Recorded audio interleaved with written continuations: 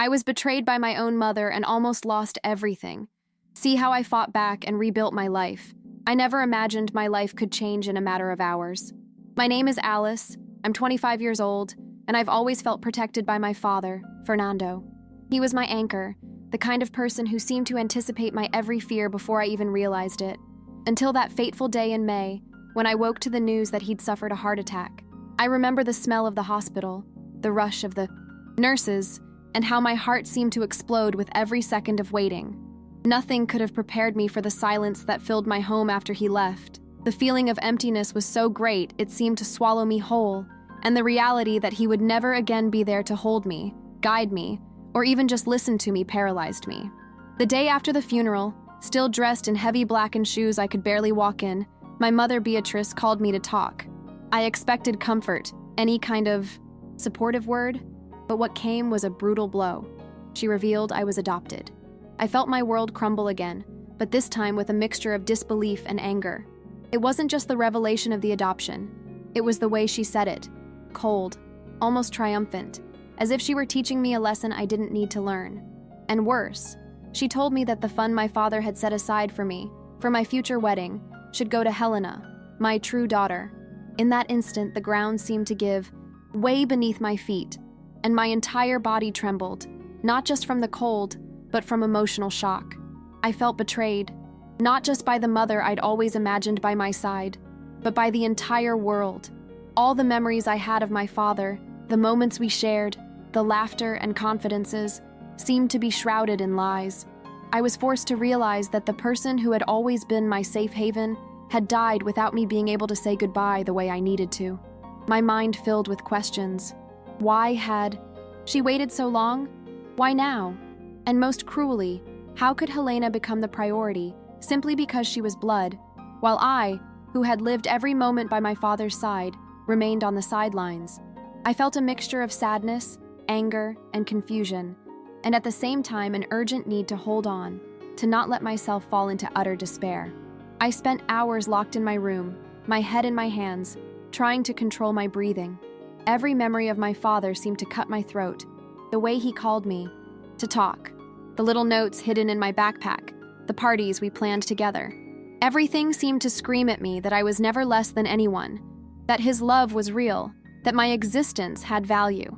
But the anger at my mother's manipulation gnawed at me from within. It was difficult to reconcile the love I felt for my father with the feeling of betrayal that my entire life seemed to impose on me at that moment. I didn't know whether to cry, scream, or simply let myself fade away right there, in that room that now felt like a prison of pain. As I stared at my father's photo on the desk, I felt a mixture of fear and determination rise within me. I knew I couldn't simply give in. The sense of loss was overwhelming, but the idea of being manipulated, of having everything I'd built emotionally and financially taken away by someone who had never walked with me, lit an inner flame. I decided I needed to wait, observe, and plan, as if Fernando himself were whispering to me to be cautious. My vulnerability would be my strength, feigning fragility to study my mother's every gesture, every word, and discover the true extent of her intentions. And so, amidst tears and silence, I realized my struggle was just beginning.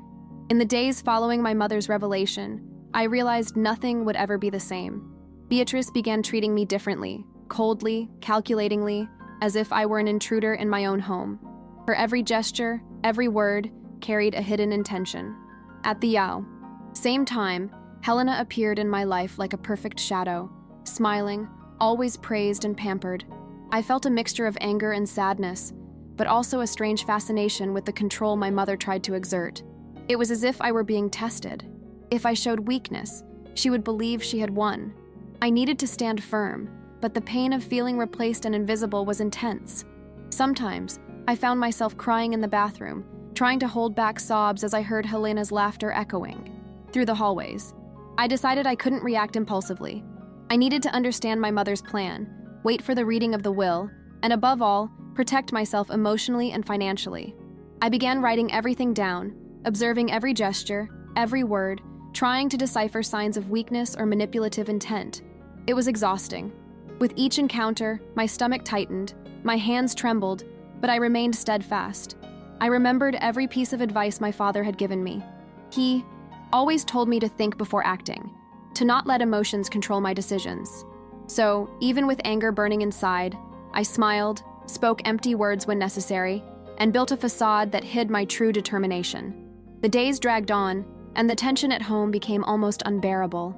Beatrice seemed to revel in my apparent fragility, insisting that I needed her for everything, from small repairs to important decisions. I felt a lump in my throat, a tightness in my chest that constantly reminded me of what was at stake. But amidst the pain and fear, something began to shift within me, a sense of power.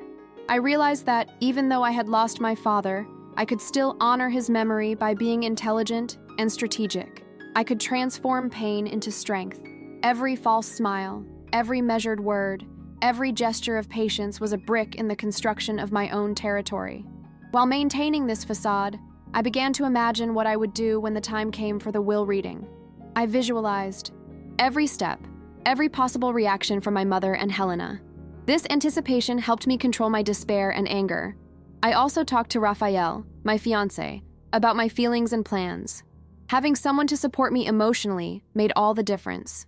He constantly reminded me that true love isn't measured by blood, and that justice, in my case, would clearly come through my father's decisions. This gave me the strength to carry on, even when I felt my own confidence was about to crumble.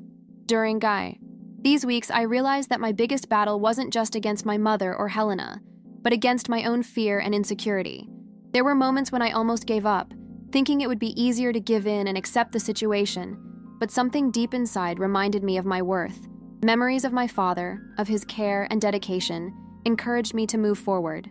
Little by little, I began to feel less like a victim and more like someone capable of claiming my space and my rights.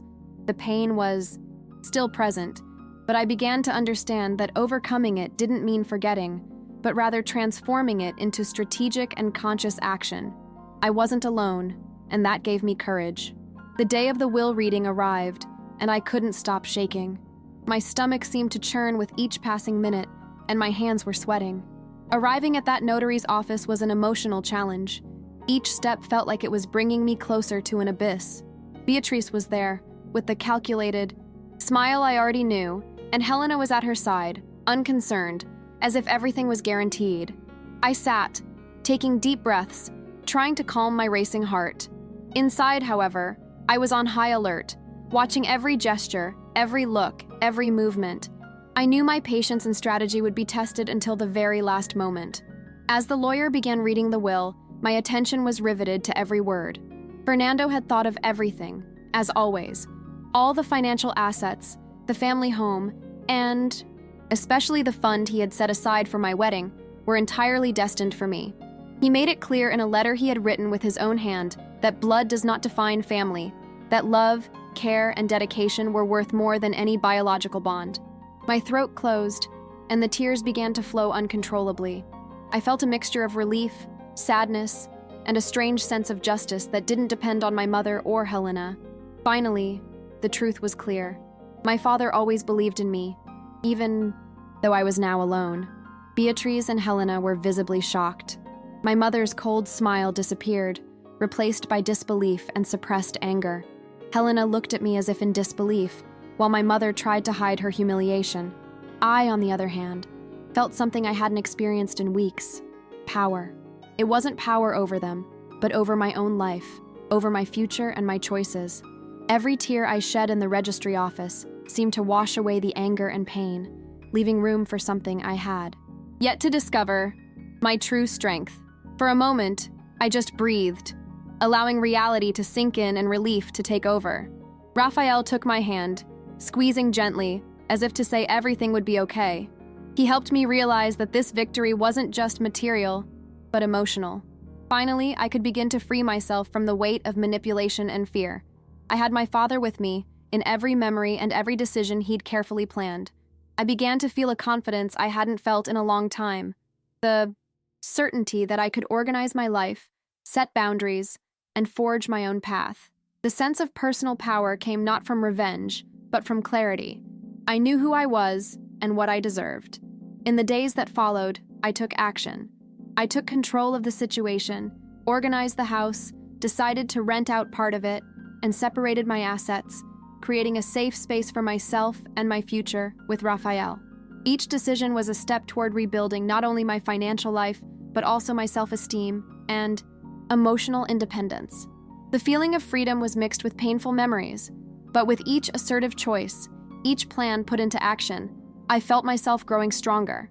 For the first time in weeks, I was able to sleep soundly, feeling in control of my destiny, ready to face any challenge that might arise. In the days following the reading of the will, I realized that the legal victory was only the beginning. The real battle now was internal, regaining my confidence, my emotional autonomy, and ridding myself of the scars my mother had left. Every morning upon waking, I felt the weight of loneliness mixed with a strange sense of freedom. I needed to reorganize myself, establish routines, plan my finances, and above all, learn to trust myself again. The first challenge was facing the house that once felt safe, but now carried memories of loss, betrayal, and silence. Walking through the rooms brought back vivid memories of my father and, at the same time, of my mother's coldness. But I began to see each space as an opportunity for rebuilding. I decided to rent the house, something that seemed simple, but which represented my first real act of autonomy. I researched prices, contacted brokers, created advertisements, and negotiated every detail. The feeling that my decisions directly impacted my life was liberating. At the same time, I had to deal with the feelings that arose: guilt for no longer feeling constant pain, fear of making mistakes, and a silent anxiety that made me question whether I truly deserved this freedom. I remember spending an entire day looking at the lease papers, feeling my hands tremble, and thinking that this simple act was proof that I was finally in control. At the same time, I worked to strengthen my relationship with Raphael. We talked about every decision, planned for the future, but also discussed the wounds that still bled. He helped me see that overcoming pain didn't mean erasing the pain, but learning to deal with it without allowing it to paralyze me. I learned to appreciate small achievements: closing a lease, organizing my finances, preparing my things for an independent future. Each act of autonomy was a building block in rebuilding who I truly was, someone capable of overcoming manipulation, betrayal, and the loss of the father I loved so much. There were mistakes, of course, moments when I felt overwhelmed, decisions that didn't go as planned, feelings that made me backtrack, but I learned that rebuilding isn't linear. With each stumble, I better understood my limitations, my strengths, and the importance of surrounding myself with people who truly care. I felt my heart ache, but also a growing determination, not to allow anyone else to define my worth or my destiny. I discovered that part of the process of overcoming pain is accepting that you're still dealing with pain, but that it no longer needs to control your choices.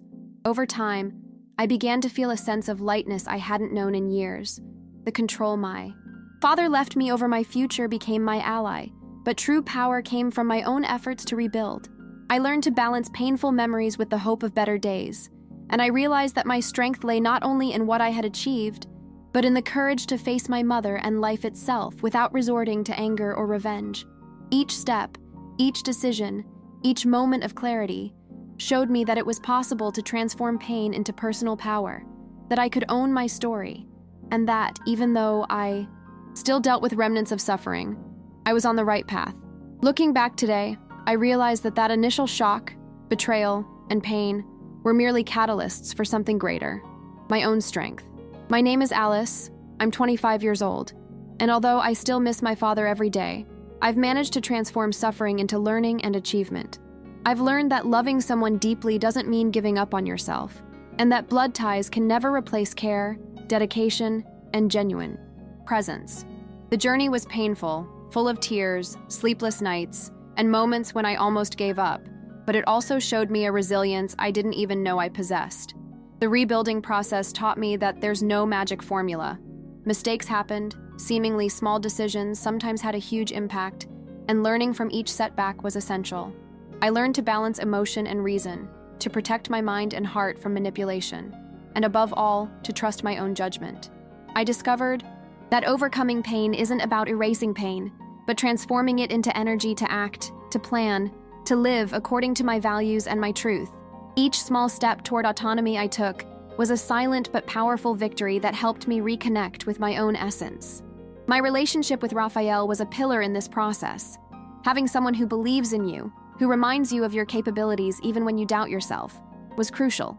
He not only supported me, but also encouraged me to take risks, plan my future, and rebuild my financial and emotional life. I learned that support isn't about subservience, but sharing strengths and celebrating achievements together. With him by my side, my sense of personal empowerment multiplied. I wasn't just recovering, I was transforming into someone more aware, confident, and independent. Today, the house that was once a stage for painful memories has become a symbol of freedom and achievement.